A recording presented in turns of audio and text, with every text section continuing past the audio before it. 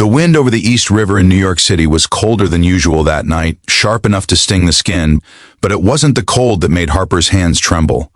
It was the weight of everything she had been carrying for months.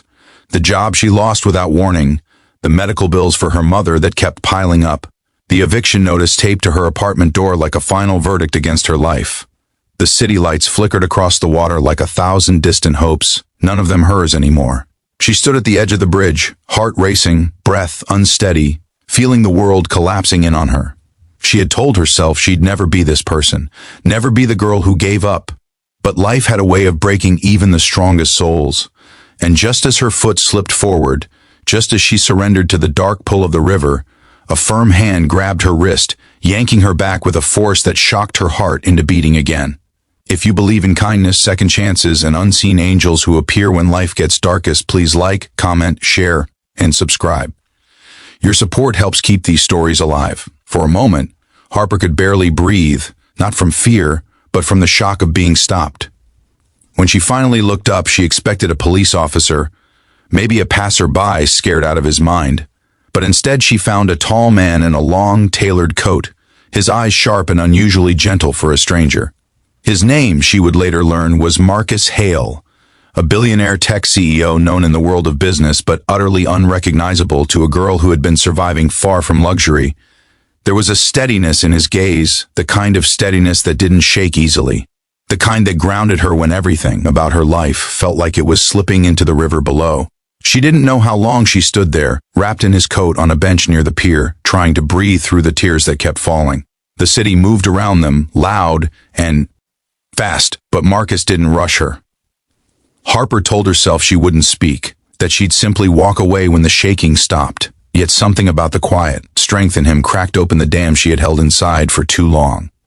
Without meaning to, she found herself telling him about the job she lost at the small publishing company, how her mother's condition had worsened, how she had tried everywhere, begged everywhere, and how every door seemed to slam shut before she could even knock.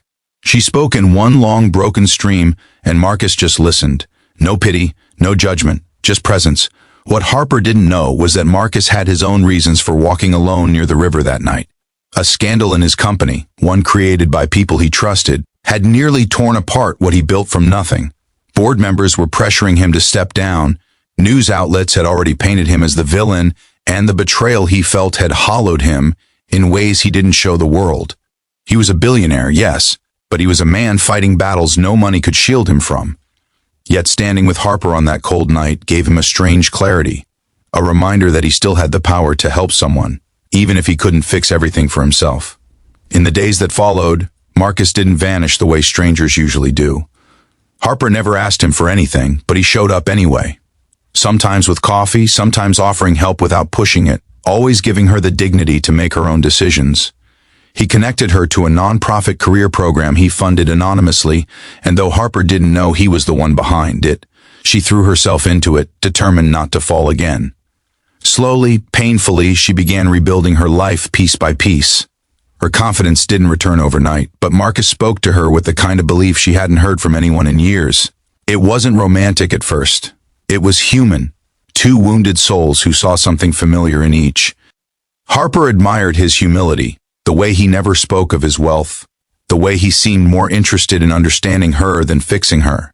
Marcus, in turn, found himself drawn to her resilience, the quiet fire inside her that survived even the darkest moment of her life. He had met thousands of people in boardrooms, negotiations, global events, but none had the raw honesty Harper carried without even knowing it. When Harper finally got a stable job in a small advertising agency in Brooklyn, Marcus celebrated her success with more joy than he felt when his own companies reached milestones. She never knew how deeply her fight to rise inspired him to stand strong during his own crisis, how her bravery made him confront the betrayal in his company without letting it break him. She became his anchor, and he became her reminder that even after shattering, people could still be rebuilt, not by miracles but by steady, gentle kindness. Months passed before Harper learned who Marcus truly was. It happened accidentally, a news broadcast playing in a cafe during her lunch break. She froze at the screen, coffee halfway to her lips, recognizing the man being interviewed about the corporate scandal. Marcus Hale, billionaire, CEO, innovator, a man whose net worth could buy half the city. Her world tilted. She felt betrayed, not because of who he was, but because she had never imagined that a man of his status would sit beside a girl like her on a cold night and listen to her sob without revealing his own world. But when she confronted him, she saw something vulnerable in his eyes that softened her anger, fear. Fear that she'd see him differently, fear that she'd pull away, fear that the kindness he gave that night would be misunderstood. Harper realized then that Marcus had been fighting his own storms, hiding behind the wall everyone expected from a billionaire. And in that moment, the two of them found a deeper connection, one built not on circumstances but on truth. Their story didn't turn into a fairy tale romance overnight. Instead, it grew slowly, beautifully, the way real healing does. Harper's mother stabilized, Harper began saving again, and Marcus cleared his name and rebuilt his company's integrity. They supported each other not as savior and rescued, but as equals, each learning from the other, each growing because of the other. If this story touched your heart, please like the video, leave a comment, share it, and subscribe for more emotional stories like this. Before we end, please comment below, kindness can save a life.